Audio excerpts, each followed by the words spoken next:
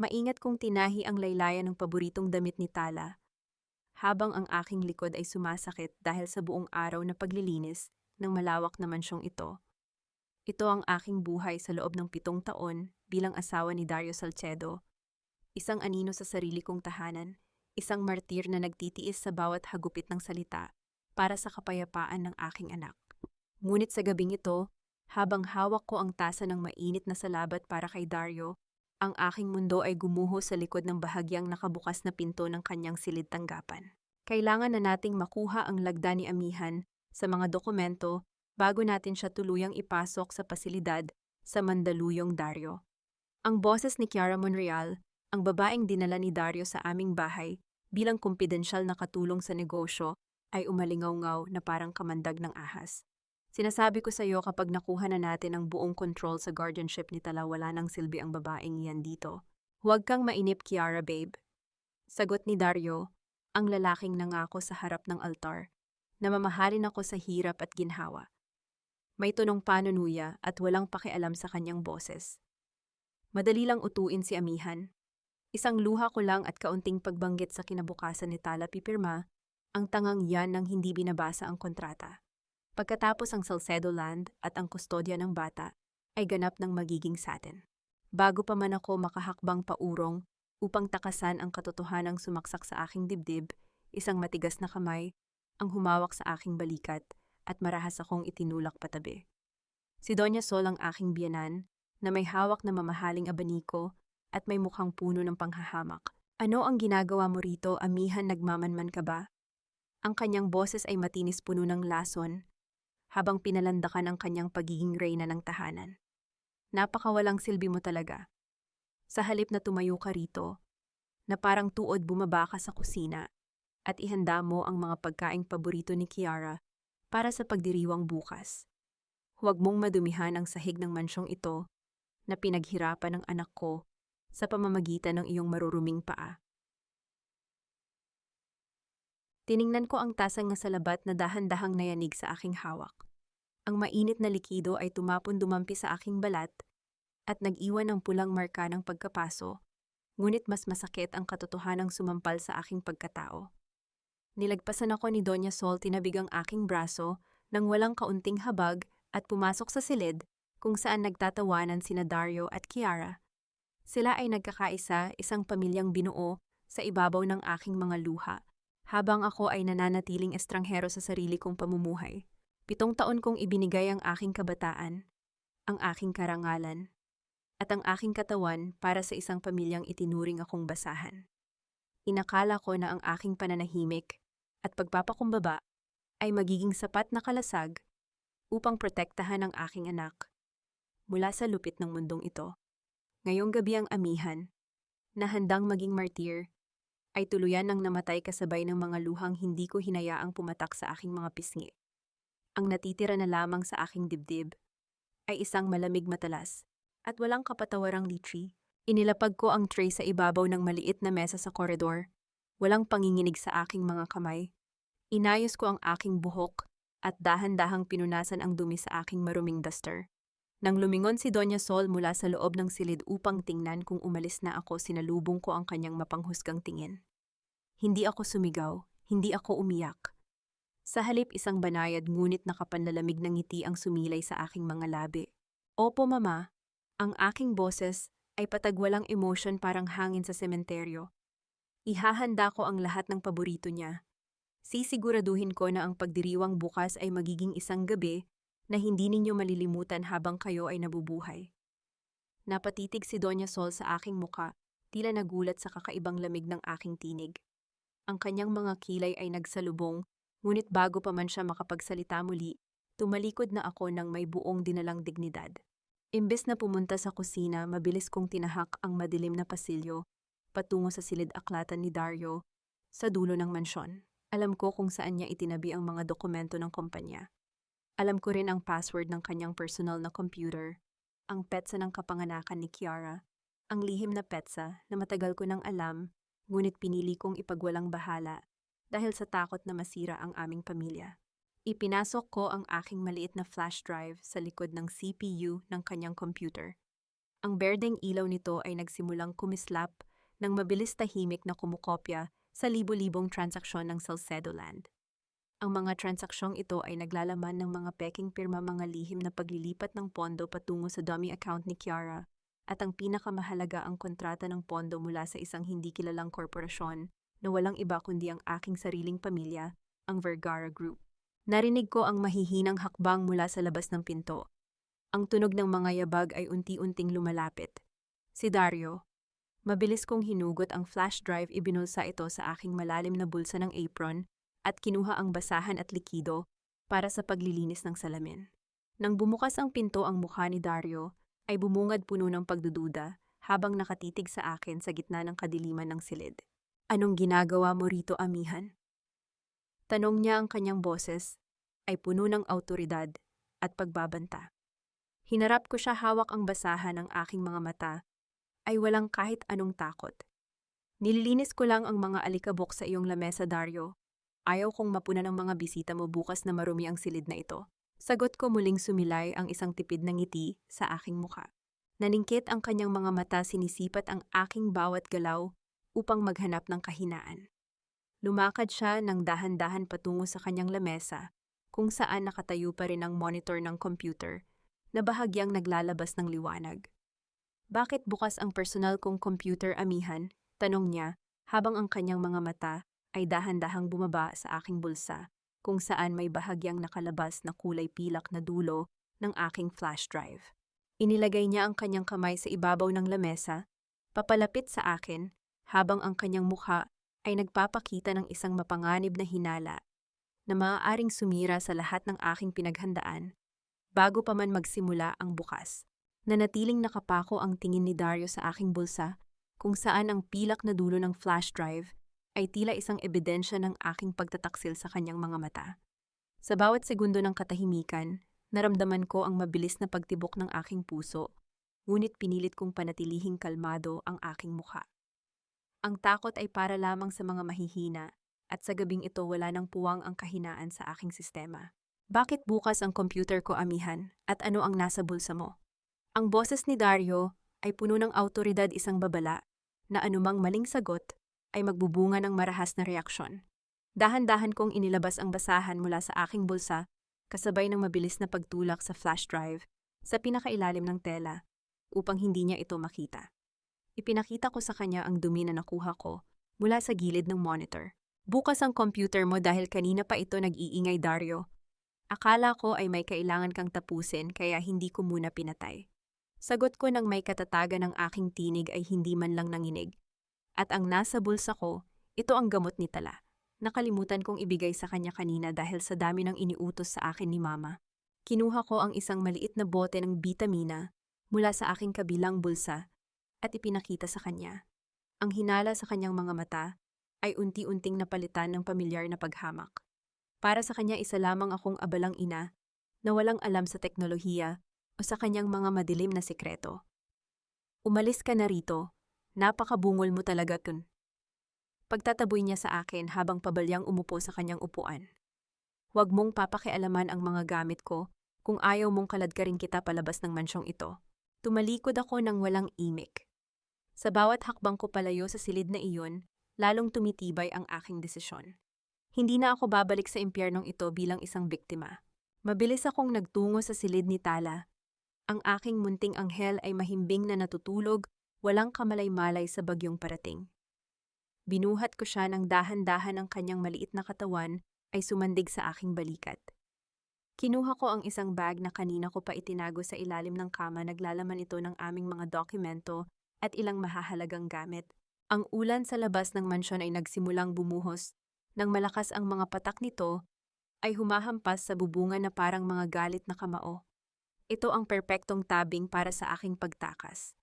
Nilagpasan ko ang kusina, kung saan naririnig ko pa ang malakas na hilik ni Doña Sol mula sa kanyang silid sa itaas. Ang bawat hakbang ko sa madulas na damuhan ng bakuran ay puno ng pag-iingat. Hindi ako lumingon. Ang bawat alaala ng pananakit ng pang-aapi at ng pagtataksil ay iniwan ko sa likod ng malalaking bakal na pintuan ng mga Salcedo. Matapos ang mahabang biyahe sa gitna ng baha, at dilim ng Maynila, tumigil ang taxi sa harap ng isang pamilyar na dambuhala, ang mansyon ng mga Vergara. Ang matatayog na pader nito ay tila mga bantay na naghihintay sa aking pagbabalik. Huminga ako ng malalim bitbit ang aking anak at humarap sa intercom. "Sino yan gabing-gabi na?" Ang boses ng security guard ay puno ng pagtataka. "Ito si Amihan," ang aking boses ay gumaralgal sa unang pagkakataon. "Sabihin mo kay Papa, ang kanyang anak ay narito na. Nagbabalik na ako sa aking tahanan." Bumukas ang malawak na gate. Sa dulo ng mahabang driveway, nakatayo ang aking ama, si Don Eduardo Vergara. Ang kanyang tindig ay nananatiling matikas sa kabila ng edad, ngunit nang magtama ang aming mga mata, nakita ko ang paglambot ng kanyang matigas na anyo. Lumapit ako sa kanya, binuhat ang aking anak sa isang kamay at dahan-dahang yumukod upang kunin ang kanyang kamay para sa pagmamano. "Papats, patawad!" Bulong ko habang ang aking noo ay sumasayad sa kanyang palad. Nagkamali ako, maling-mali ang pinili ko. Pero ngayon narito na ako para bawiin ang lahat ng kinuha nila sa akin. Naramdaman ko ang paghigpit ng hawak ni Papa sa aking balikat. Ang kanyang boses na dati ay puno ng galit nang lisanin ko ang bahay na ito, 7 taon na ang nakalilipas, ay puno na ngayon ng determinasyon. Sapat na Amihan, ang isang Vergara, ay maaaring madapa, ngunit hinding-hindi siya mananatiling nakalubog sa dumi. Anya ang boses ay umalingaw-ngaw sa tahimik na gabi. "Pumasok ka na. Bukas sisiguraduhin nating ang pangalang Salcedo ay magiging isang masamang panaginip na lamang." Sa loob ng kanyang pribadong opisina, mabilis na nagtipon ang mga pinakamagagaling na abogado ng aming pamilya. Ibinigay ko sa kanila ang flash drive na naglalaman ng lahat ng dumi ni Dario. Ang bawat pahina ng dokumento na lumalabas sa screen ay nagpapakita ng lawak ng kanyang kasakiman. Hindi lamang siya nagnakaw sa akin, nagnakaw din siya sa mga kumpanyang pagmamay-ari ng aking ama sa pamamagitan ng mga palsipikadong kontrata.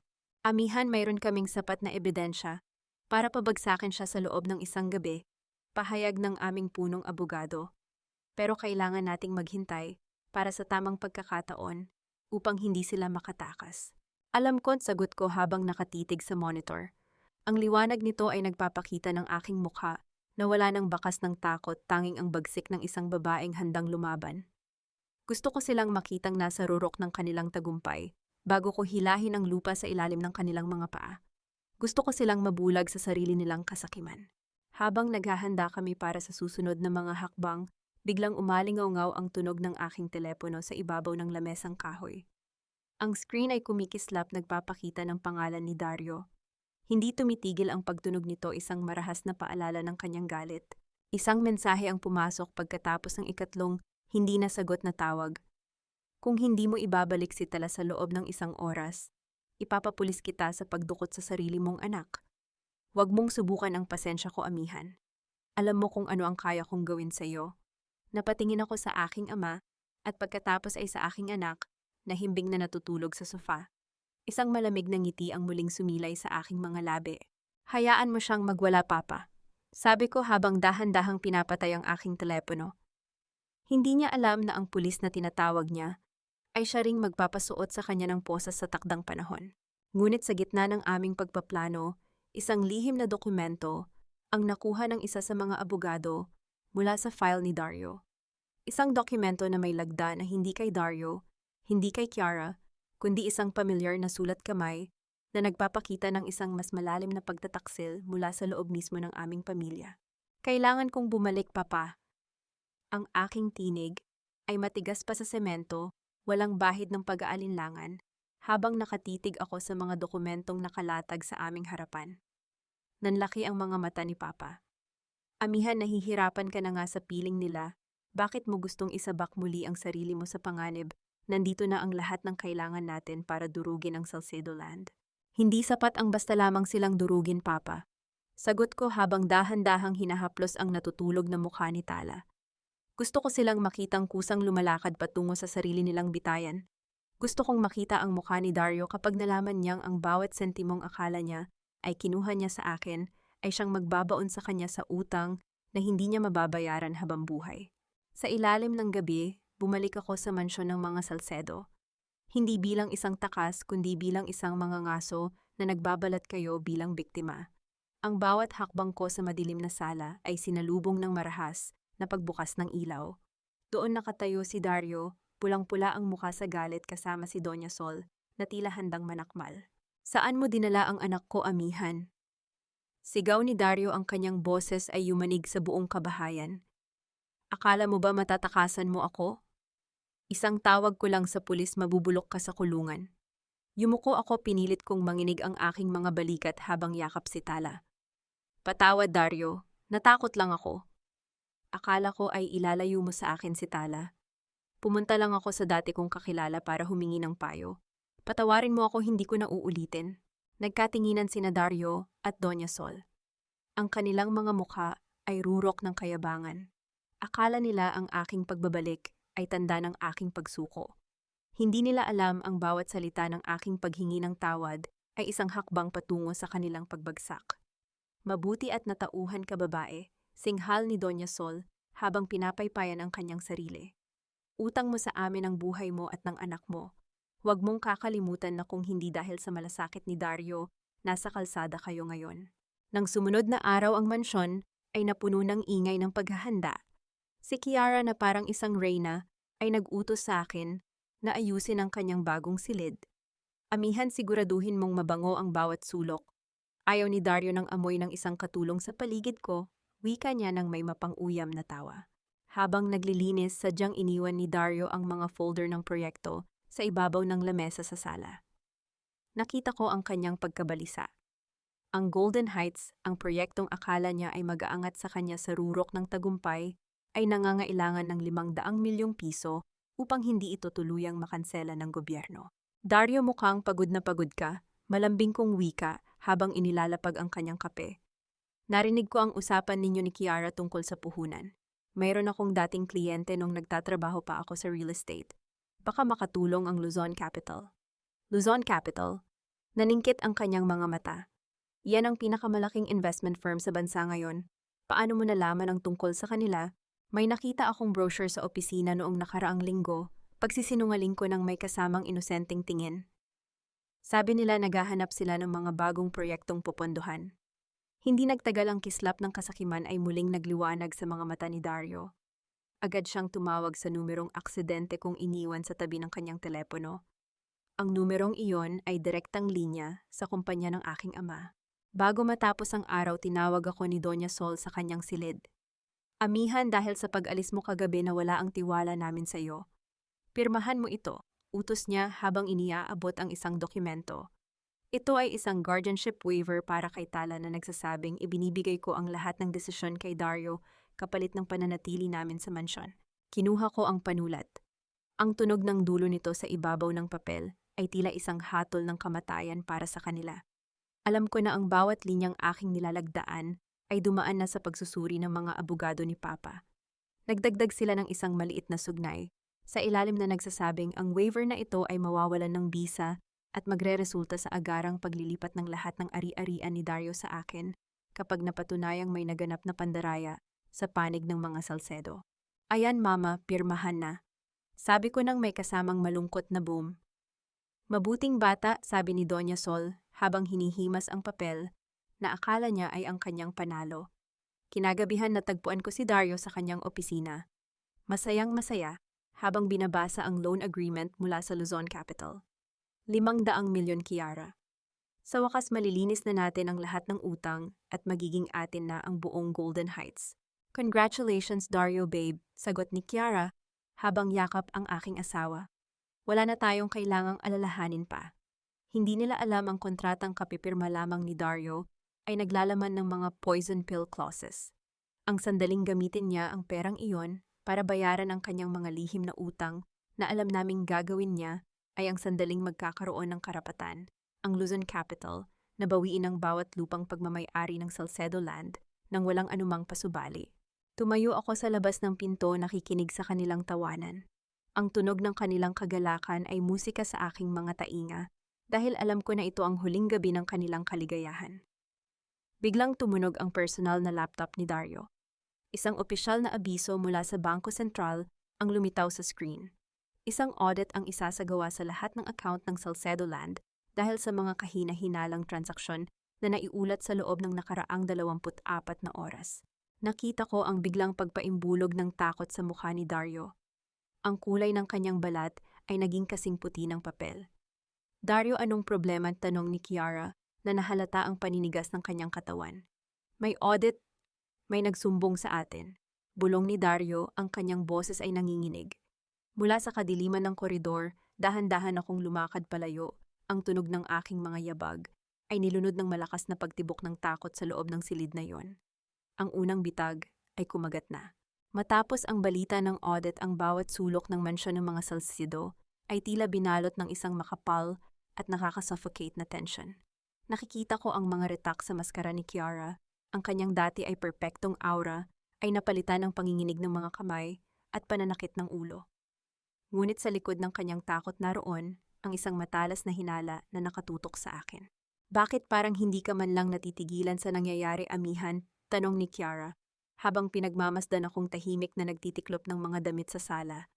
Nanganib ang negosyo ng asawa mo pero heto ka mukhang kalmado pa sa isang banal. Hindi ko siya tiningnan.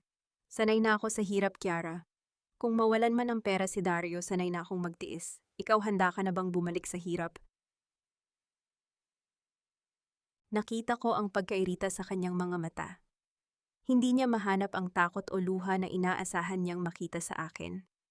Upang bawiin ang kanyang kumpiyansa, lumapit siya sa akin at sadyang itinabig ang tumpok ng mga damit na maayos ko nang naitiklop. Ang mga tela ay nagkalat sa sahig, ngunit nanatili akong nakatayo walang kibo. Huwag kang magmalinis, amihan. Alam kong may kung ano kang itinatago sa likod ng inosenteng mukhang yan, bulong niya ng may pagbabanta. Maya-maya ay dumating si Dario pagod at puno ng galit mula sa opisina.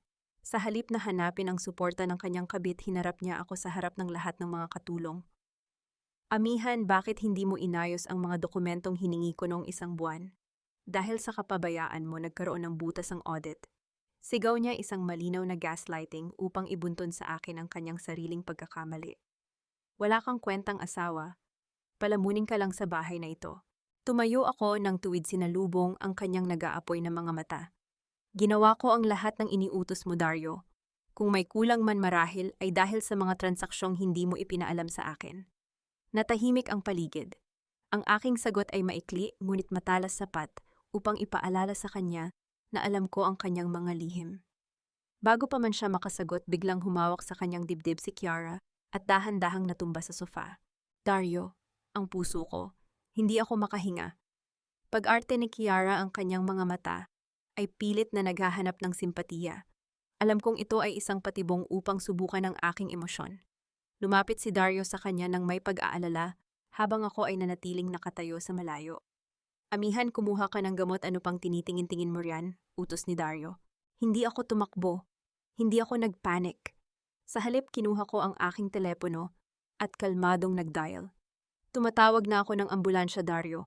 Mas mabuting mga eksperto ang humawak sa kanya kung seryoso nga ang kanyang kalagayan. Nasilip ko ang mabilis na pagngit-ngit ng mga ngipin ni Kiara.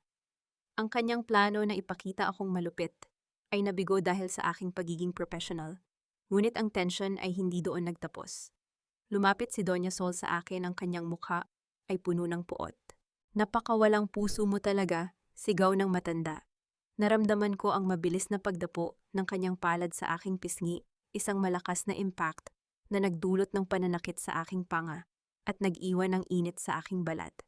Hindi ako gumante, hindi rin ako umiyak. Tiningnan ko lang si Doña Sol ng diretso sa mga mata habang ang aking kamay ay dahan-dahang hinawakan ng aking bulsa kung saan nakatago ang isang maliit na recorder na nakabukas sa buong pagkakataong iyon. Sana ay gumaan ang pakiramdam nyo sa sampal na iyon, Mama. Ang aking boses ay malamig at walang bahid ng galit. Dahil baka iyon na ang huling pagkakataon na magagawa niyo iyan sa akin. Umalis ako sa sala at nagtungo sa aking silid upang gamutin ang aking pisngi. Habang tinitingnan ko ang aking sarili sa salamin, naramdaman ko ang isang kakaibang sigla. Ang bawat sampal, ang bawat mura ay nagiging bala sa aking armas laban sa kanila. Pagkalipas ng ilang oras habang ang mansyon ay pansamantalang tumahimik, pumasok si Kiara sa aking silid nang wala man lang katok.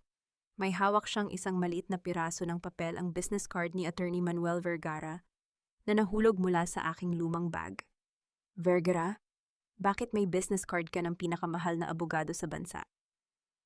Amihan ko, tanong niya, ang kanyang boses ay puno ng panunubok. Naglalakad ako sa Makati noong 1 linggo at may nag-abot lang niyan sa akin para sa trabaho bilang janitress sa kanilang building. Simpleng sagot ko, muling ikinukubli ang katotohanan sa likod ng isang madaling paniwalaang kasinungalingan. Eksaktong pumasok si Dario sa silid. Agad na ipinakita ni Kiara ang card. Dario, tingnan mo, mukhang may balak makipag-ugnayan ang asawa mo sa mga Vergara. Tiningnan ni Dario ang card at pagkatapos ay tumawa ng malakas, isang tawang puno ng panghahamak. Si amihan kakausapin ng mga Vergara, Kiara, huwag kang ang magpatawa. Kahit ang guard ng Vergara building ay hindi pa papasukin ang isang mukhang katulong na gaya niya. Marahil ay ginamit niya lang yan para sulatan ng listahan ng bibilhin sa palengke. Pinunit ni Dario ang card sa harap ko at itinapon ang mga piraso sa basura. Magluto ka na ng hapunan, amihan, at siguraduhin mong masarap dahil may mahalagang bisita kaming darating bukas. Nang lumabas sila ng silid, dahan-dahan kong pinulot ang mga punit na papel. Isang malamig na ngiti ang sumilay sa aking mga labi. Ang kanilang kayabangan ang magiging pinakamalaking pagkakamali nila. Habang inihahanda ko ang mga sangkap sa kusina, narinig ko ang mahinang tunog ng isang sasakyang huminto sa tapat ng gate. Hindi ito ang karaniwang sasakyan ng mga kaibigan ni Dario. Ito ay isang itim na SUV na may pamilyar na plaka. Ang itim na SUV na huminto sa tapat ng gate ay hindi dala ang mga bisitang inaasahan ni Dario. Sa halip, 3 lalaking nakasuot ng puting uniforme na nagpapanggap ng mga tauhan ng isang pribadong ospital ang bumaba at pilit na pumasok sa aming bakuran. Ang kanilang pakay ay malinaw si Tala. Hindi ako tinag sa aking kinatatayuan. Sa harap ng pintuan ng silid ng aking anak, nararamdaman ko ang lamig ng sahig sa aking mga paa. Ngunit ang apoy sa aking dibdib ay sapat na upang sunugin ang sinumang mga has na lumapit sa kanya. Sa likod ko, naririnig ko ang mahinang paghikbi ni Tala. Ang kanyang maliit na kamay ay nakakapit sa laylayan ng aking duster. I'm sorry, ma'am, pero kailangan po naming dalhin ang bata para sa isang mandatory evaluation. Wika ng lalaking tila leader nila, habang pilit na iniaabot ang isang pirasong papel na halatang minadali ang paggawa. Inutos po ito ni Mr. Salcedo dahil sa inyong unstable condition. Isang mapait na tawa ang kumawala sa aking mga labi. Unstable condition? Bakit hindi ninyo subukang tingnan ang mga mata ko? Doon ninyo makikita kung gaano ako kalinaw mag-isip. Eksaktong lumabas si Dario mula sa kanyang opisina, kasunod si Kiara na may bakas ng tagumpay sa kanyang mga mata. Amihan, para ito sa ikabubuti ni Tala. Hindi ka naligtas para sa kanya. Let them do their job. Job o baka naman kidnapping ang ibig mong sabihin, Dario? Humarap ako sa kanya, ang aking tinig ay kasing talas ng isang labaha. I have the legal documents here issued just this morning. Tala is perfectly healthy at ako ang legal guardian niya base sa ating marriage contract. Subukan ninyong hawakan ang anak ko at sisiguraduhin kong sa kulungan ang tuloy ninyong lahat bago pa man lumubog ang araw. Napatigil ang mga lalaki. Nakita ko ang pag-aalinlangan sa kanilang mga mukha. Upang lalong idin ang aking bentahe, lumapit ako kay Dario at bumulong ng sapat lamang para sa kanyang pandinig. I know about the offshore accounts, Dario. I know about the 50 million pesos na inilipat mo sa pangalan ni Kiara nung nakaraang buwan. Subukan mong galawin si Tala, and I will make sure the board of directors and the auditors see those fake invoices tonight. Nanigas ang buong katawan ni Dario. Ang pawis ay dahan-dahang gumulong sa kanyang sentido. Tumingin siya kay Kiara na tila nagtataka kung bakit bigla siyang natigilan. Umalis na kayo. Utos ni Dario sa mga lalaki, ang kanyang boses ay nanginginig sa takot at galit. Magkakaroon na lang kami ng ibang arrangement. But Dario, babe, we planned this. Protesta ni Kiara, ang kanyang boses ay matinis at puno ng pagkadismaya. Sabi ko, umalis na kayo, sigaw ni Dario, habang mabilis na tumalikod at bumalik sa loob ng kanyang opisina nang hindi man lang ako muling tiningnan. Nang makaalis ang mga tauhan, pumasok ako sa aking silid at ikinunsa ang pinto. Inilabas ko ang aking laptop at binuksan ang isang naka-encrypt na file na ipinadala ng aking ama mula sa Singapore. Ang bawat pahina na aking binabasa ay nagpapatunay sa lawak ng panlilinlang ni Kiara. Ang kanyang tinatawag na malalang sakit sa puso ay isang malaking kasinungalingan. 7 taon na ang nakalilipas nagpa-opera siya sa Singapore para sa isang cosmetic procedure, hindi para sa puso. Ang mga dokumentong medical na ipinapakita niya kay Dario ay pawang mga peking papel na ginawa ng isang tiwaling doktor na matagal nang binabayaran ng kanyang pamilya. Napakagaling mong actress, Kiara. Bulong ko sa hangin habang pinagmamasdan ang kanyang tunay na record. Pero sa pagkakataong ito, ako ang magsusulat ng dulo ng iyong kwento. Kinuha ko ang aking telepono at gumamit ng isang voice changer app. Dinial ko ang numero ni Kiara. Alam kong nasa kabilang silid lang siya, marahil ay galit na galit dahil sa pagkabigo ng kanyang plano. "Hello, sino ito?" Sagot ni Kiara, ang boses ay puno ng iritasyon. "Isang kaibigan mula sa nakaraan, Kiara." Ang aking boses ay naging malalim at mechanical. "Alam ko ang tungkol sa Singapore. Alam ko na ang puso mo ay kasing tibay ng bato at ang iyong mga luha ay kasing peke ng iyong mga medical certificate. Kung ayaw mong malaman ni Dario ang lahat, sirain mo ang pirma sa Golden Heights Project bukas. Ipakita mo sa kanya na ikaw ang dahilan ng kanyang pagbagsak." Narinig ko ang mabilis na paghinga ni Kiara sa kabilang linya. "Sino ka? Anong kailangan mo sa akin?" "Wala akong kailangan, Kiara. Gusto ko lang makita kung paano mo sisirain ang sarili mong palasyo." Sagot ko bago ko tuluyang pinutol ang tawag. Lumabas ako ng silid at nagtungo sa kusina. Nakita ko si Kiara na nakatayo sa pasilyo, ang kanyang mukha ay kasing puti ng papel, ang kanyang mga kamay ay hindi tumitigil sa panginginig habang nakahawak sa kanyang telepono. Tumingin siya sa akin puno ng hinala at takot, ngunit tanging isang malamig at hinhin na ngiti ang isinalubong ko sa kanya. "Mukhang hindi maganda ang pakiramdam mo, Kiara." Wika ko habang dahan-dahang naglalakad palapit sa kanya. "Gusto mo bang kumuha ako ng tubig? O baka naman kailangan mo na ng isang tunay na cardiologist sa pagkakataong ito?" Bago pa man siya makasagot, isang malakas na tunog ng pagkabasag ng kristal ang narinig mula sa loob ng silid ni Dario. Sumunod ang isang mahabang sigaw ng pagkadesperado. Ang tunog ng nabasag na kristal mula sa silid ni Dario ay tila hudyat ng pagsisimula ng isang mas madilim at desperadong yugto. Sa gabi ring iyon, binalot ng amoy ng malapot na nilaga ang buong kusina. Si Kiara, na tila nahimasmasan mula sa takot ng tawag na natanggap, ay nagpakitang gilas sa pagluluto para kay Doña Sol. Ngunit bago pa man maihain ang pagkain, nakita ko ang mabilis at pasimpleng pagdukot niya ng isang maliit na pakete mula sa kanyang bulsa at ang pagbubuhos ng maputing pulbos sa mangkok ng matanda. "Amihan, dalhin mo na itong sarsa at sabaw kay Mama sa sala." Utos ni Kiara, ang kanyang tinig ay may halong tamis na tila asukal na may lason. Pagod na ako sa pag-aasikaso rito. Kinuha ko ang tray ng walang imik. Hindi niya alam na ang maliit na butones sa aking duster ay isang high-definition na camera na direktang naglilipat ng imahe sa cloud server ng aking ama.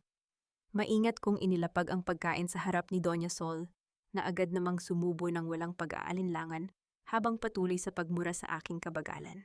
Hindi nagtagal, ang malakas na pag-ubo ng matanda ay bumasag sa katahimikan. Ang kanyang mukha ay naging kulay ube at ang bula ay dahan-dahang lumabas sa gilid ng kanyang mga labi habang ang kanyang katawan ay marahas na nangisay sa sahig. "Dario, tulong, nilason ni amihan si Mama." Ang sigaw ni Kiara ay umalingaw-ngaw sa buong mansyon, puno ng peking sindak at panginginig. Mabilis na tumakbo si Dario pababa ng hagdan, ng kanyang mukha ay puno ng galit habang tinitingnan ng kanyang inang wala ng malay. Hindi ako natulig. Sa gitna ng kaguluhan, kinuha ko ang ginamit na mangkok at mabilis na kumuha ng sample ng sabaw bago pa ito tuluyang matapon, saka ito maingat na itinago sa isang plastic na selyado. "Anong ginawa mo, amihan, hayop ka?" Isang marahas na tulak ang ginawa sa akin ni Dario, ngunit nanatili akong balanse. "Ipapapatay kita kapag may mangyaring masama kay Mama." "Dario, tumawag na tayo ng pulis." Kitang-kita ko nang lagyan niya ng kung ano ang sabaw. Dagdag pa ni Kiara habang kunwari ay inaalalayan ang matanda. Dinala si Doña Sol sa ospital sa gitna ng nagngangalit na sirena. Sa pribadong kwarto ng emergency room, hinarap ako ni Dario kasama ang 2 gwardya. "Hindi ka na makakalabas dito nang hindi nakaposas, amihan. Sisiguraduhin kong mabulok ka sa kulungan." Tumingin ako sa kanya, ang aking mga mata ay tuyo at kasing lamig ng bakal. "Dario, bago mo tawagin ang mga pulis, tingnan mo muna ito." Marahil ay ayaw mong maging headline ng bukas na balita ang katotohanan.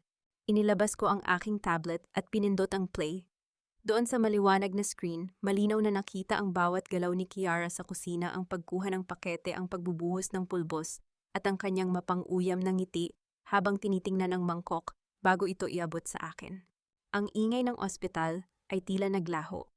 Ang panga ni Dario ay dahan-dahang lumaylay at ang kanyang mga mata ay nanlaki habang nakatitig sa screen. Si Kiara na kanina ay gumaralgal ang boses sa iyak ay biglang naging estatwa. Ang bawat patak ng kanyang peking luha ay tila naging yelo sa kanyang mga pisngi. Sino ngayon ang makukulong, Dario?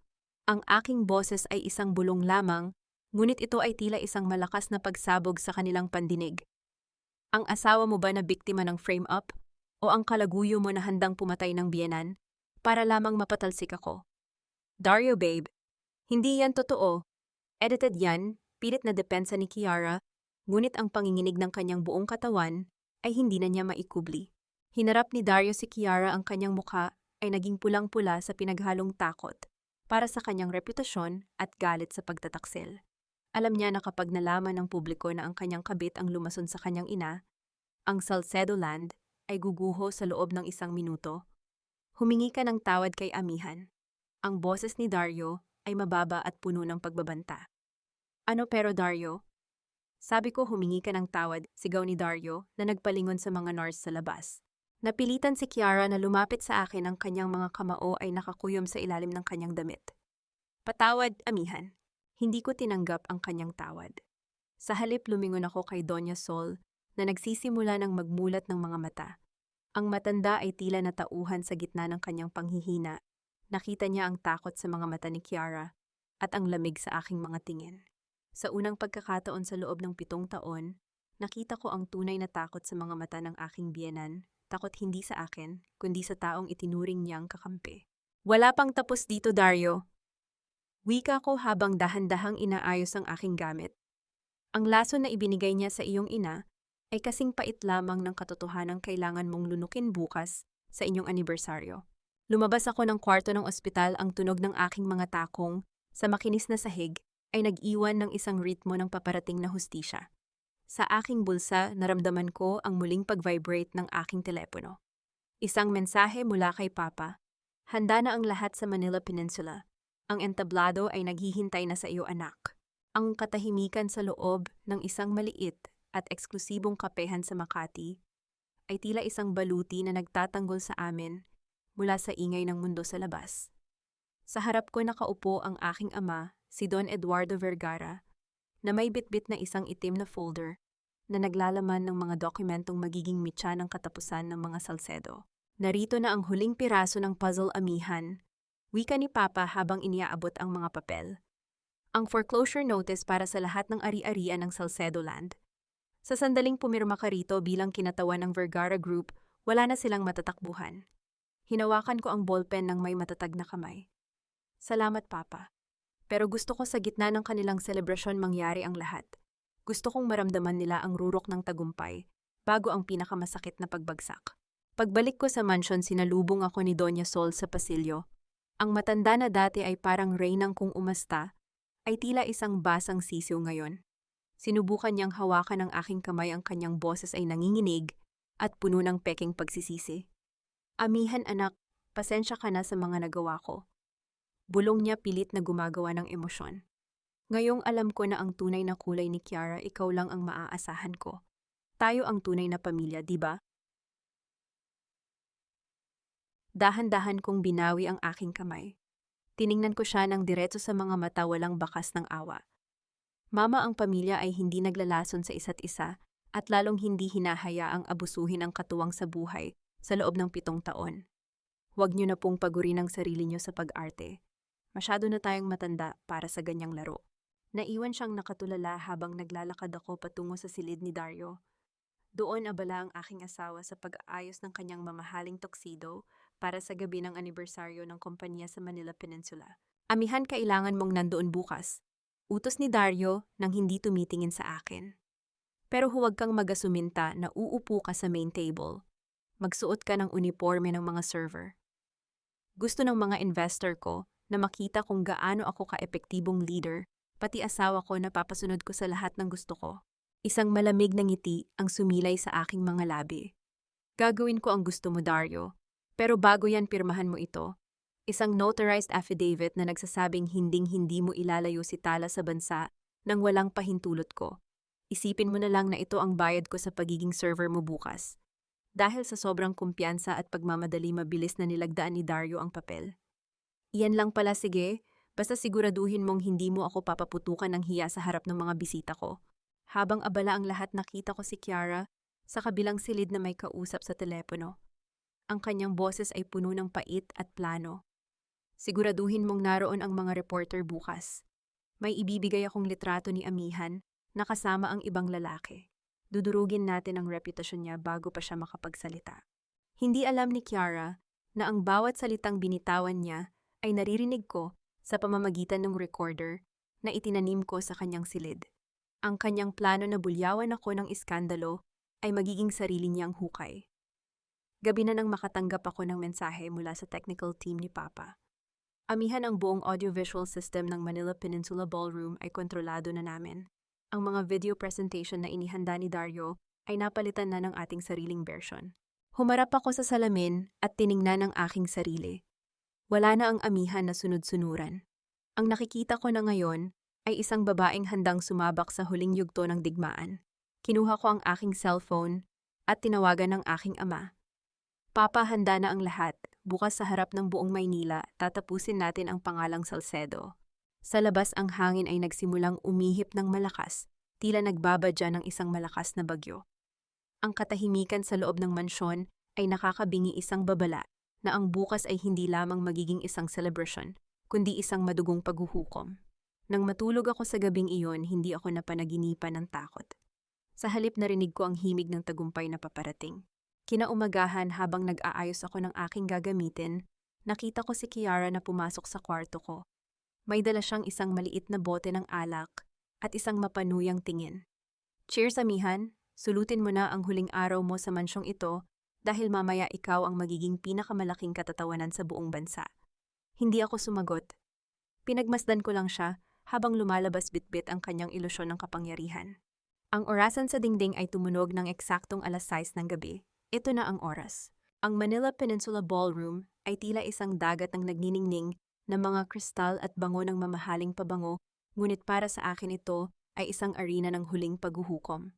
Nakasuot ako ng isang simpleng puting uniforme ng server bitbit, ang isang mabigat na tray ng mga inumin habang naglalakad sa gitna ng mga taong dati ay kahanay ng aking pamilya.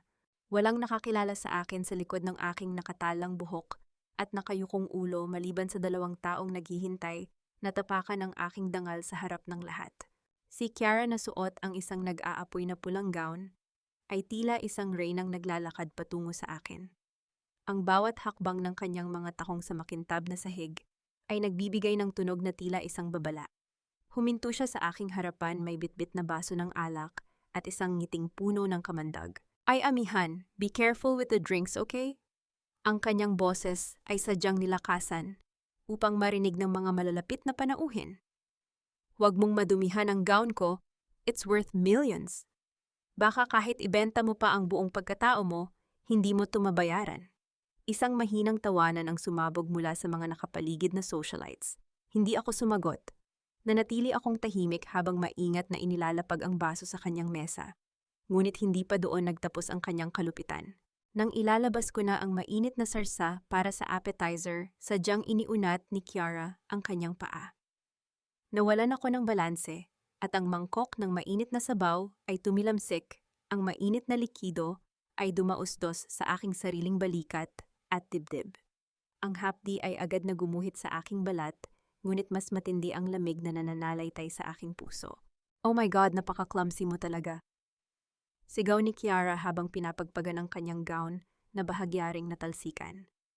Dario, tingnan mo ang asawa mo, nakakahiya siya sa harap ng mga investors. Lumapit si Dario, mula sa entablado ang kanyang mukha ay kasing tigas ng bato. Sa halip na tulungan ako, kinuha niya ang mikropono sa gitna ng seryosong katahimikan ng buong ballroom. Ang lahat ng mata ay nakatuon na ngayon sa amin. Ladies and gentlemen, humihingi ako ng paumanhin sa eksenang ito. Ang boses ni Dario ay umalingaw-ngaw sa buong silid puno ng pagiging mapagmataas. Gusto ko na ring samantalahin ang pagkakataong ito para sa isang mahalagang anunsyo. I am officially filing for divorce against this woman. She is unfit to be a mother and definitely unfit to be a Salcedo.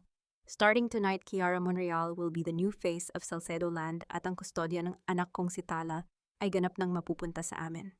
Isang bulong-bulungan ng pagkagulat at panghuhusga ang namayani sa paligid.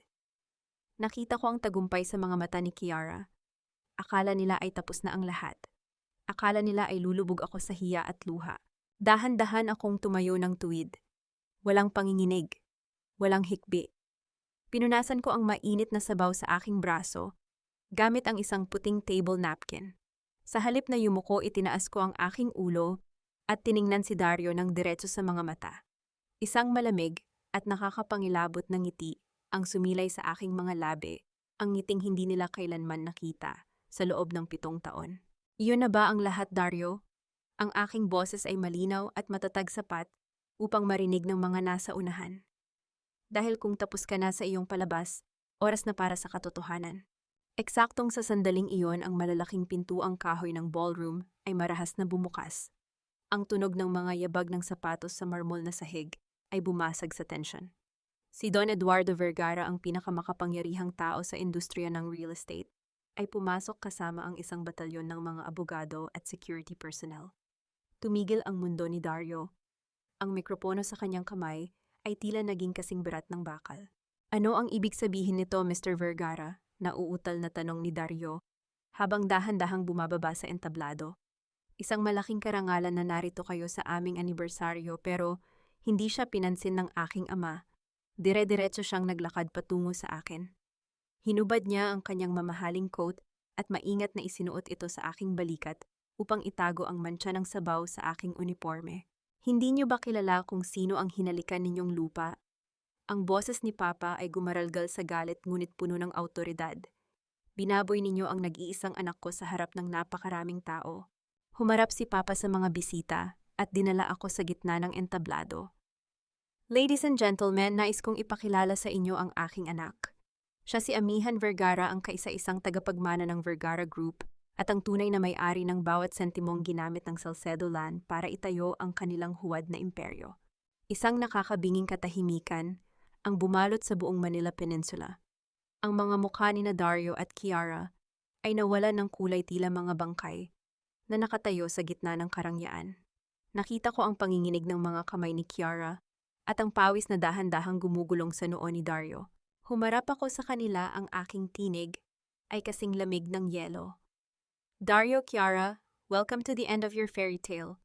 Ang bawat dokumentong pinirmahan mo, ang bawat utang na akala mo ay puhunan, ay sa akin nakapangalan. At sa gabing ito, babawiin ko ang lahat. Ang bawat sulok ng Manila Peninsula Ballroom ay tila naging isang malaking hukuman sa sandaling bumukas ang malalaking screen sa likod ng entablado. Hindi na ang engranding video ng tagumpay ng Salcedo Land ang lumabas, kundi ang mga dokumentong nagpapakita ng bilyon-bilyong utang, mga pekeng pirma at ang malinaw na ebidensya ng pagtataksil ni na Dario at Kiara. Dario, tignan mo ang screen.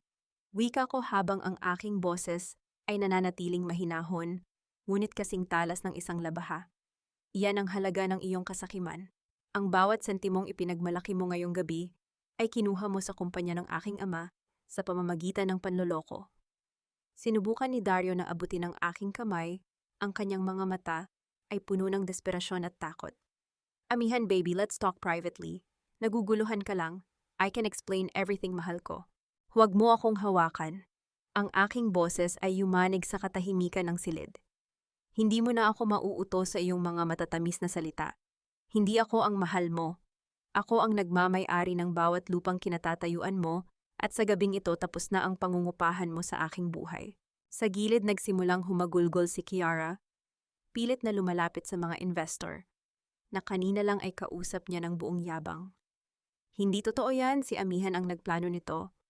She's trying to destroy us out of jealousy. Humarap ako sa kanya, ang aking tingin ay walang kahit anong bakas ng awa. Ang pag-ibig mo ay kasing mura ng sarsa na itinapon mo sa akin kanina, Kiara. Akala mo ba ay hindi ko alam ang tungkol sa iyong peking sakit sa puso at sa mga nakaw na pondo sa Singapore? Ang bawat luha mo ngayon ay hindi dahil sa pagsisisi, kundi dahil alam mong wala ka ng maloloko. Eksaktong sa sandaling iyon, lumapit ang aming punong abogado at inabot kay Dario ang isang formal na foreclosure notice. Mr. Salcedo, as of 8 p.m. tonight, the Vergara Group has officially initiated the takeover of Salcedo land.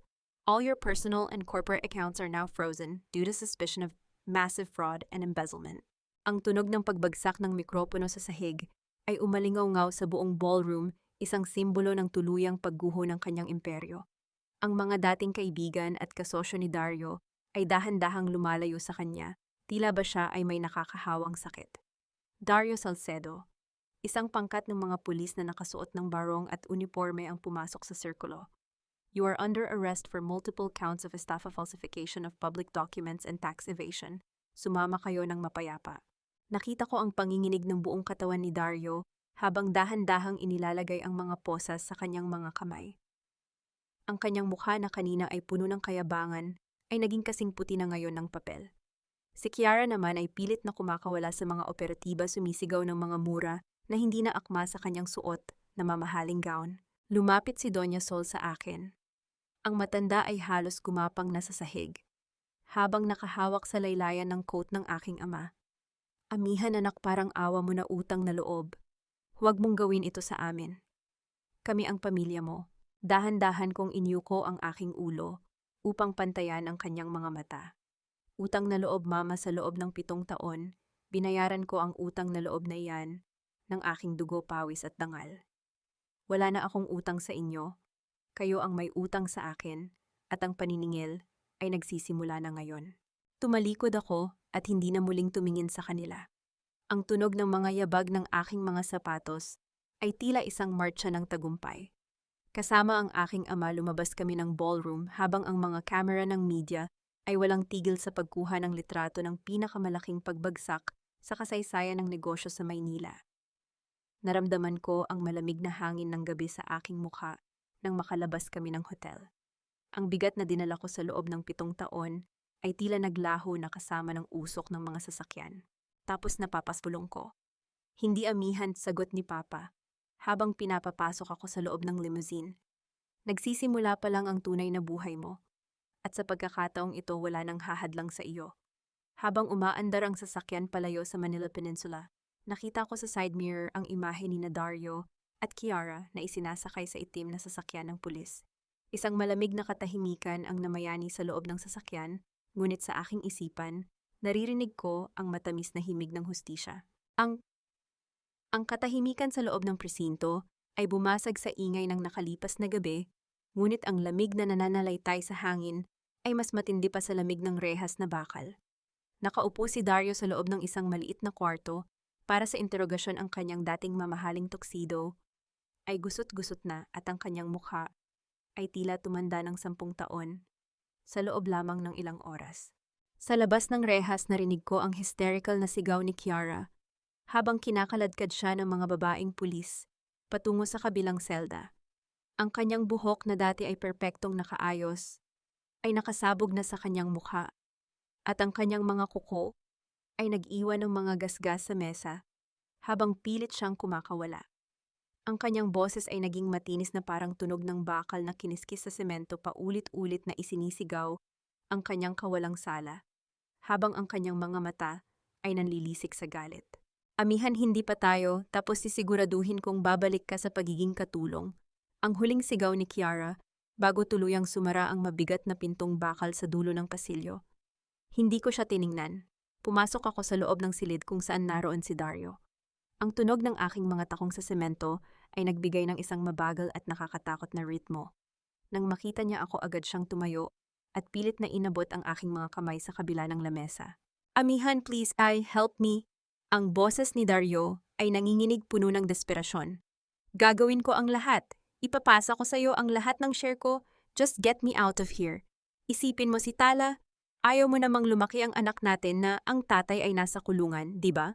Umupo ako sa tapat niya, ang aking likod ay tuwid at ang aking mga mata ay walang kahit anong emosyon. Si Tala, ngayon mo lang ba naisip si Tala, Dario? Naisip mo ba ang anak natin noong plano niyo ni Kiara na ipasok ako sa mental institution? Naisip mo ba siya noong ninanakawan mo ang pamilya ko. Nagkamali ako, amihan. Alam ko yon, pero pamilya pa rin tayo. Pilit na pag-apela ni Dario ang kanyang mga luha ay nagsisimulang pumatak sa ibabaw ng maruming lamesa. Isang mapait na ngiti ang sumilay sa aking mga labi. Namatay na ang asawa mo 7 taon na ang nakalilipas, Dario. Pinatay mo siya sa bawat sampal, sa bawat mura, at sa bawat gabi na pinatulog mo siya sa sahig, habang nasa kama mo ang ibang babae. Ang katapat mo ngayon ay hindi ang martir na si amihan. Ang katapat mo ngayon ay ang taong winasak mo at narito ako para kolektahin ang bawat piraso ng iyong pagkatao. Tumayo ako at inayos ang aking coat. Don't bother with the bail, Dario. I've talked to every major bank in the country. Wala nang magbibigay sa'yo ng garantiya. You are a financial leper now. Paglabas ko ng presinto, sinalubong ako ng aking biyenan na si Doña Sol sa labas ng gusali. Ang matanda ay tila isang pulubi na naghihintay sa ulan. Nang makita niya ako, agad siyang lumuhod at niyakap ang aking mga binti. Amihan, anak, maawa ka. Ang mansyon, huwag mo kaming paalisin sa mansyon. Pagmamakaawa niya habang ang kanyang mga kamay ay nanginginig sa takot. Tiningnan ko siya ng walang bakas ng awa. Ang mansyong sinasabi niyo, Mama, ay binili gamit ang lupang ipinananglan niyo mula sa aking pamilya. Hindi ito inyo. Bukas na bukas din ang mga sheriff ay darating para ilabas ang lahat ng gamit ninyo. Marahil ay maaari kayong tumuloy sa bahay ng mga kamag-anak ninyo na madalas ninyong pagmayabangan noon. Dahan-dahan kong inalis ang kanyang mga kamay sa aking binti at sumakay sa aking sasakyan. Ang tunog ng pagsara ng pinto ng aking sasakyan ay tila isang huling tuldok sa kabanata ng aking buhay, kasama sila. Nang makarating ako sa aking bagong tanggapan sa Vergara Group, binuksan ko ang isang folder na ipinadala ng aming forensic auditor. Isang dokumento ang kumuha ng aking atensyon. Isang wire transfer na nagkakahalaga ng $2 milyong patungo sa isang bank account sa Switzerland. Ang pirma sa ilalim ng dokumento ay hindi kay Dario at hindi rin kay Kiara. Ang sulat kamay ay pamilyar, ang mga kurba ng titik at ang diin ng tinta ay eksaktong katulad ng paraan ng pagsulat ni Doña Sol noong mga panahong pinapipirma niya ako ng mga resibo sa palengke. Ang matanda, sa kabila ng kanyang pag-arte bilang biktima, ay nagawa pang magnakaw sa sarili niyang anak bago gumuho ang lahat. Isang malakas na buntong hininga ang kumawala sa aking dibdib. Inabot ko ang telepono at tinawagan ang aking sekretarya. Iproseso na ang pagpapalit ng pangalan ng Salcedo Land. Mula ngayon, tatawagin na itong Tala Development. At siguraduhin na ang lahat ng bakas ng mga Salcedo ay mabubura sa bawat pader ng gusaling iyon. Habang nakatingin ako sa labas ng bintana, pinagmamasdan ang mga ilaw ng Maynila. Naramdaman ko ang tunay na bigat ng tagumpay. Hindi ito matamis na gaya ng inaasahan ko. Ito ay kasing lamig at kasing lalim ng karagatan. Ngunit sa gitna ng katahimikan, narinig ko ang mahinang tunog ng pagbukas ng pinto. Si Tala ay pumasok, bitbit ang kanyang paboritong manika at ngumiti sa akin ng napakaliwanag. Amang, aalis na ba tayo? Tanong niya sa kanyang malambing na boses. Oo, anak. Sagot ko habang kinukuha siya at kinakarga. Aalis na tayo patungo sa isang lugar kung saan wala nang makakasakit sa atin. Isang tawag mula sa bangko ang pumasok sa aking telepono. Ang balita ay tungkol sa biglaang pagkawala ni Doña Sol mula sa kanyang pansamantalang tinutuluyan. Bitbit ang isang maliit na maleta at ang lihim ng Switzerland. Ang loob ng hukuman ay tila isang tahimik na sementeryo, bago ang huling hatol, isang lugar kung saan ang bawat bulong ay nagiging alingawngaw ng katotohanan.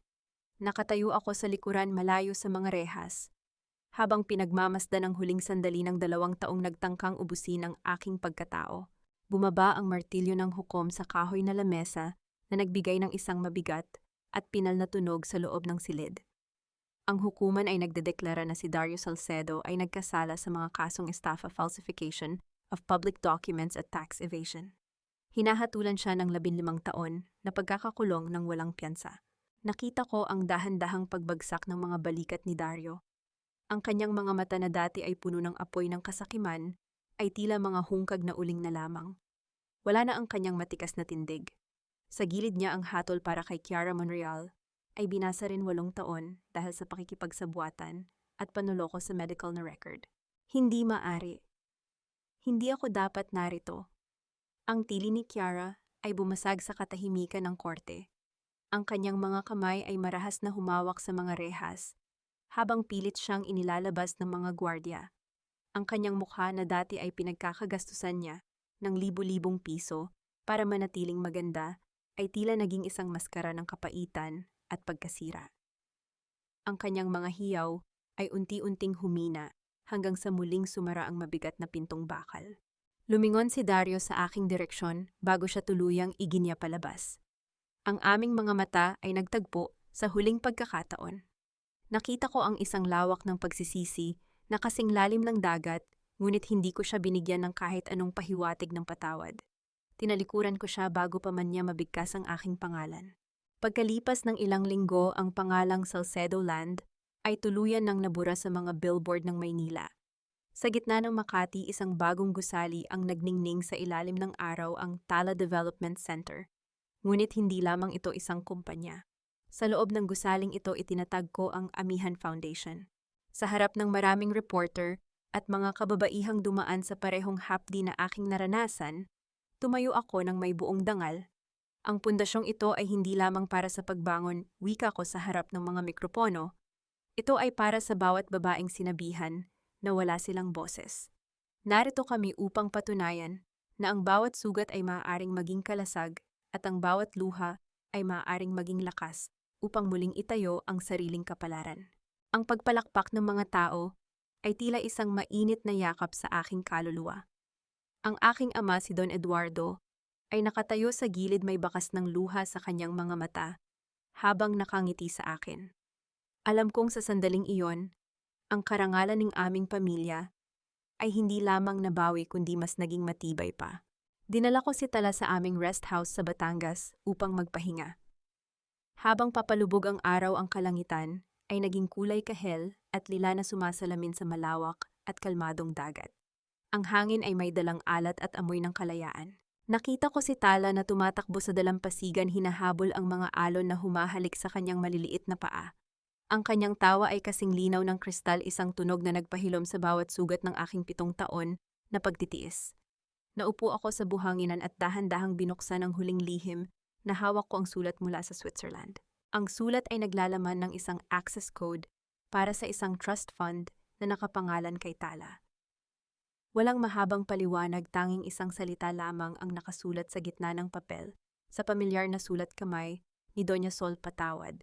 Dahan-dahan kong itinupi ang papel. Hindi ko alam kung nasaan ang matanda o kung sapat na ba ang pera para bayaran ang mga pagkakamali niya.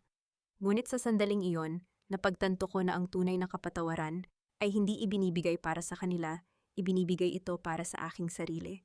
Pinili kong bitawan ang huling hibla ng galit upang tuluyan akong makahinga. Hinayaan ko ang hangin na tangayin ang aking mga alalahanin. Tumayo ako at naglakad patungo sa aking anak. Ang bawat hakbang ko sa malambot na buhangin ay tila isang pangako na hinding-hindi ko nahahayaang muling may yuyurak sa aming dangal. Amang, tingnan mo ang ganda ng araw. Sigaw ni Tala habang itinuturo ang horizon. Oo anak, sagot ko habang kinukuha ang kanyang kamay. At bukas mas maganda pa ang pagsikat nito. Ang hatol ng karma ay tapos na. Ang gabi ng aking pagtitiis ay napalitan na ng isang umagang puno ng pag-asa. Wala na ang martir. Ang nakatayo na ngayon ay ang isang babaeng natutong maging bagyo upang protektahan ang kanyang munting bituin. 1 taon ang mabilis na lumipas mula nang ang mga pader ng Manila Peninsula ay naging saksi sa pagbagsak ng isang huwad na imperyo. Sa loob ng malawak at maliwanag na opisina ng Tala Development, nakatayo ako sa harap ng bintanang salamin na nakaharap sa nagtataasang gusali ng Makati. Hindi na ako ang babaeng may maruruming kuko at nakayukong ulo. Ang bawat hibla ng aking kasuotan ay sumasalamin sa tagumpay na hindi kailanman nakabase sa pangalan ng isang lalaki, kundi sa sarili kong pagsisikap. Ang Amihan Foundation ay ganap na ring namumulaklak. Libo-libong kababaihan na dati ay itinuturing na mga martir ang nakahanap ng bagong lakas sa ilalim ng aming mga programa. Sa bawat kwento ng tagumpay na naririnig ko, tila unti-unti ring nabubura ang mga peklat na iniwan ng 7 taon kong pagtitiis. Isang hapon habang nag-aayos ako ng mga dokumento, pumasok ang aking ama, si Don Eduardo. May dala siyang isang maliit na litrato ni Tala na kuha sa kanyang unang araw sa isang prestihiyosong paaralan. Naupo kami sa malambot na sofa, isang tagpong dati ay tanging sa pangarap ko lang nakikita. Papasalamat sa hindi pagsuko sa akin. Bulong ko habang pinagmamasdan ang masayang mukha ni Tala sa litrato. Hinawakan ni Papa ang aking kamay. Ang kanyang palad ay magaspang, ngunit puno ng init. Anak, ang isang hiyas ay nananatiling hiyas. Kahit ibaon mo pa ito sa pinakamalalim na putik. Kinailangan mo lang matutunan kung paano linisin ang sarili mo mula sa dumi ng ibang tao. Ngayon ikaw na ang nagbibigay ng liwanag sa marami. Napaisip ako sa aking biyenan na si Doña Sol. Wala nang nakarinig mula sa kanya mula nang tumakas siya patungong Switzerland. Ang perang ipinadala niya ay hindi ko ginamit para sa sarili ko. Sa halip inilaan ko ito sa edukasyon ng mga batang biktima ng Bauhan Jaden. Ang kanyang patawad ay tinanggap ko hindi dahil sa karapat-dapat siya, kundi dahil ayaw ko nang magdala ng anumang bigat sa aking paglalakbay. Tungkol naman kay Dario, paminsan-minsan ay nakakatanggap ako ng balita mula sa kanyang abogado. Ang kanyang buhay sa loob ng rehas ay malayo sa karangyaan na dati niyang ipinagmamalaki. Sinasabing madalas siyang nakatulala binabanggit ang aking pangalan sa gitna ng katahimikan ng gabi. Ngunit para sa akin si Dario Salcedo ay isa na lamang anino ng nakaraan, isang leksyon na kailangan kong matutunan upang pahalagahan ang aking sariling halaga. Sa huling bahagi ng araw, nagtungo ako sa hardin ng aming mansyon kung saan naglalaro si Tala. Ang tunog ng kanyang pagtakbo sa damuhan at ang malakas na pagaspas ng mga dahon sa paligid ay tila isang himig ng pasasalamat. Lumapit sa akin ang aking anak at niyakap ang aking baywang. Amang paglaki ko, gusto kong maging katulad mo, wika ni Tala habang tumitingin sa aking mga mata nang may buong paghanga. Hindi, Tala. Sagot ko habang hinahaplos ang kanyang buhok. Gusto kong maging mas higit ka pa sa akin. Gusto kong lumaki ka na alam ang iyong halaga, na hindi mo kailangang manahimik para lamang mahalin at hinding-hindi mo hahayaang ang iyong liwanag ay patayin ng sinuman. Humarap ako sa papalubog na araw. Ang langit ay puno ng ginto at pula, isang maringal na pagtatapos para sa isang mahabang araw. Ang pagiging nurturing Filipina ay hindi nangangahulugan ng pagiging alipin. Ang tunay na lakas ay nasa kakayahang magmahal ng buo, ngunit may sapat na talino upang protektahan ang sariling dangal. Ang aking kwento ay hindi nagtatapos sa paghihiganti. Nagtatapos ito sa pagtuklas sa isang katotohanan na ang pinakamatamis na pagbangon ay ang makitang masaya at malaya ang sarili habang ang mga nagtangkang sumira sa iyo ay wala ng puwang sa iyong mundo. Wala na ang amihan na martir. Ang nakatayo ngayon ay ang amihan na reyna ng kanyang sariling tadhana. Ang bawat tibok ng aking puso ay hindi na para sa pagsusumamo, kundi para sa isang buhay na puno ng dignidad, pag-ibig, at higit sa lahat kapayapaan. Ang gabi ay dahan-dahang dumarating, ngunit hindi na ako natatakot sa dilim. Dahil alam ko sa bawat pagsikat ng araw, bukas ako ang muling susulat ng sarili kong kwento.